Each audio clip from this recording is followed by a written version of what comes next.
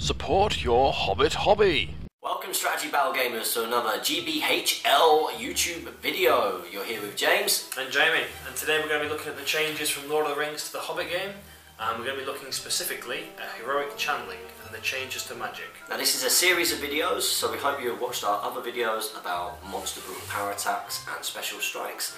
And this particular video, as Jamie says, we're going to be talking about some of the changes to magic. So let's talk about how magic was in the old game first of all, in Lord of the Rings Strategy Battle game. So in Lord of the Rings, magic used to be cast when the caster moves, and there's always one. You have one spell, you've got one variant of that spell, and that's it. There's no sort of channel version or regular version. Okay. And did you see a lot of magic in the game? You saw a lot in the tournaments. On the top few tables, there would always be a ring wraith in the evil force. Like it was very, very rare to see an evil army without a ring wraith in. And good towards the end of the Lord of the Rings era, you saw a lot more wizards because you needed a way to counter the ring wraiths and also stop. You can just blast things around and have a bit more board control. So let's talk about some of these Hobbit changes specifically. So what has happened with the new Hobbit rules? So there's been two big changes to magic. Each spell now has a regular sort of casting and a channel version, which is a much more powerful version of that spell. Now you might have noticed us talk a little bit, just briefly, about heroic channeling when we were talking about some of the new heroic actions that you can do in the Hobbit Strategy Battle game version of the rules. Yeah. So we're actually going to go into a little bit more depth here about how heroic channeling, how you do it, number one, how you do it, and also how it affects different spells and where you're likely to see that instead of just being cast normally. Yes, yeah. So heroic channeling you call at the start of the movement phase, like a heroic move or a heroic march. So you've got to plan what you're going to do very carefully because heroes can't be affected by two heroic actions in one game phase. So if you call a heroic channel and they call a heroic move, you've got to be ready to react to that in the previous turns in your setup. Yeah. The most notable changes, these are some of the most common spells used by players with the heroes that are out there that cast magic.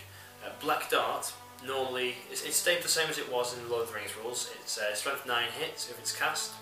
It happens instantly and it does 1 wound. Yeah, and it's nasty. It's very nasty. You can kill off a hero pretty quick with the only time I've ever taken Eowyn, she got black darted and was killed by Mark Boland, aka Nighty Knight from Warrington. He killed Eowyn and I've not taken her since. You sold her. Just get rid of it. I sold her. I'd had enough. Now, the channel version of this spell, so it'll cost you a point of might to call the channel version, so you might not even cast it, and this is one of the risks with channeling. But if it pays off, you cast it, you wound, you do D3 wounds. I think that might have been what happened to me actually, because I'm sure she was killed outright. Yeah, so if you roll 3 wounds against Eowyn, she's got her 1 wound in the profile and 2 fate points, so she wouldn't be able to save it with 3 wounds. That's what happened to her, I remember now. So it's very nasty because you can take down heroes quite quickly with it. And yeah, very nasty. Castle Blinding Light, which is a personal favourite of mine. This has changed. Now we'll speak about the spell durations because this is one of the other massive changes to magic. Normally this spell lasts only 1 turn now, and everyone within 6 inches of the caster gets hit on a 6 by any shooting attack. The channel version makes it like it used to be, where it's always up until they run out of will. So Castle Blinding Light's changed, and we'll discuss the spell durations and things next. That's coming next. Yeah. Transfix is the final one I'm going to look at. I want you to go actually and read your rule books and see the exact changes. But Transfix and Immobilize, now their base spell reduces your fight value and attacks by half, rounding up. So if you've got 3 attacks, you're making 2, and if you're fight 7, you go down to fight 4. Fight 6 down to fight 3, so you can still, win fights. You can't strike when you do win, like the old rules were, but you still got the ability to actually win. Now the channel version, which you guys spent a point of mind to do, makes it like the old version of Transfix in the Lord of the Rings rules, where you went straight down to fight 1 and straight down to attacks 1, where even the lowliest goblin could, roll 6 against you and win. So they're the changes to the sort of main 3 spells. in my opinion. Now we do recommend, as Jamie says, that you do actually get out there and get a new Hobbit rulebook. I've noticed on the forums there are a lot of people who are... Oh, I don't want to buy the big rulebook. Oh, I don't want to spend my money on the game. Yeah, and we need to support this hobby, and no matter what your opinions are on Games Workshop, you know... If we don't buy the products, the game's going to go. I mean, Games Workshop, at the end of the day, are a business, they're there to make money, and if we don't show our support and we want to just, you know, freeload off other people's, you know, willingness to buy, the Hobbit is going to decline. Now, I don't have the big rulebook, but you don't need to do that. You can pick up some of the small rulebooks. Now, they don't have any profiles in, that's not a problem. They don't have any profiles in, but if you want to check out the new Hobbit rules, try and get one of these off of eBay.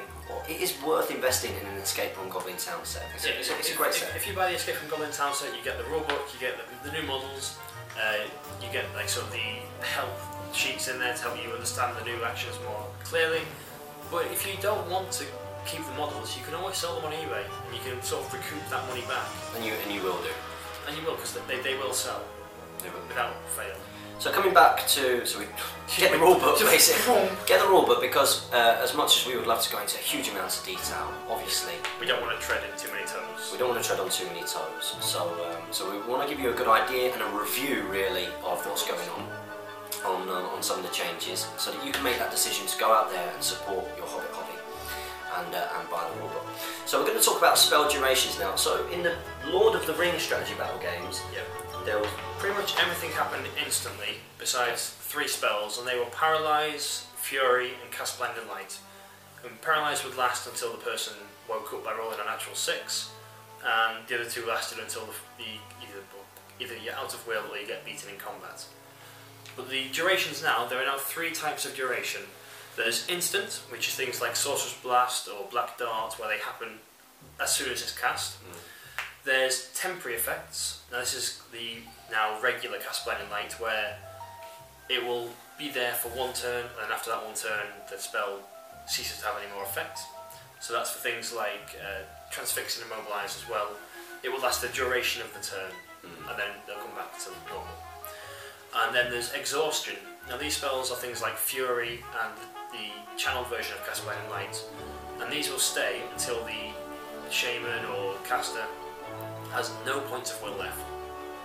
And this is also a nice one for the Thranduil can use. You can cast Aura of Dismay, which has now changed to be Exhaustion, rather than an old 1-turn thing only.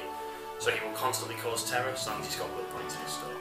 So just as a question from someone who don't have a massive amount of experience with Magic, with an Exhaustion spell, does that mean each turn they use a will, or is it's only exhausted once they've used all of their will? Once all of their will has gone, that's when the spell goes. So the trick is to keep will back. Try and keep that 1 will point there, just to keep your spell up as long as you That makes need it. sense. So to counter that, I guess you want to try and get that caster to use his final will point. Yes, yeah. So you want to cast magic at him, so he's forced to resist it. So That's a tactical tidbit for you guys. Yeah, it's Should have another series of videos. should have saved that. A free one, sorry. So those are the spell durations, and how have these affected some of the spells themselves? Now, quite a lot of the casters will start the game with a heroic channel, so they can get their big, powerful spell up and running before the actual, time we need to cast direct spells happen.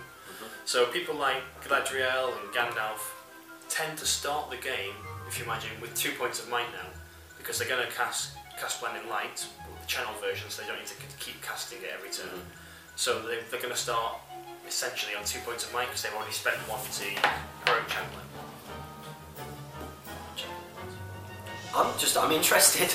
I'm interested. I mean, magic is something that I will need to, especially at higher points cost, I'm going to have to need to bring to the table at some point. You don't really need to bring it, as long as you can understand it and you can understand how to play around it. There are some armies, I know Owen Serial Thief does not take much magic, but manages to play around magic very well. So it's all about setting yourself up to not be destroyed by it, basically. Yeah.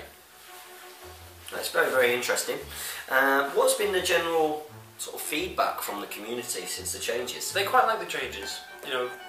Magic was a very dominating presence in Lord of the Rings, and the changes to the basic spells have made things much softer.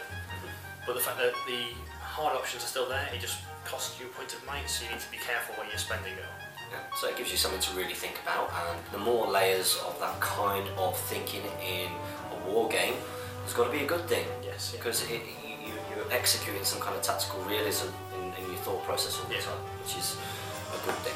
We've always got to plan a few turns ahead, basically.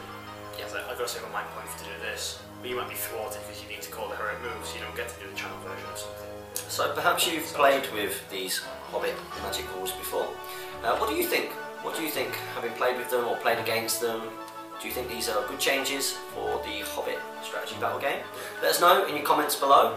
Yes. And as always, keep supporting your Hobbit hobby. Keep watching this series. Yeah, we've got a new video coming out, hopefully it'll be up next week, I think. It's going to be the spells that haven't been discussed and that aren't owned by any models at the moment. They're the new spells for the Hobbits. So new Hobbit spells. Sounds exciting. Stay tuned. This has been James and Jamie from the Great British Hobbit League YouTube channel. Happy strategy battle gaming.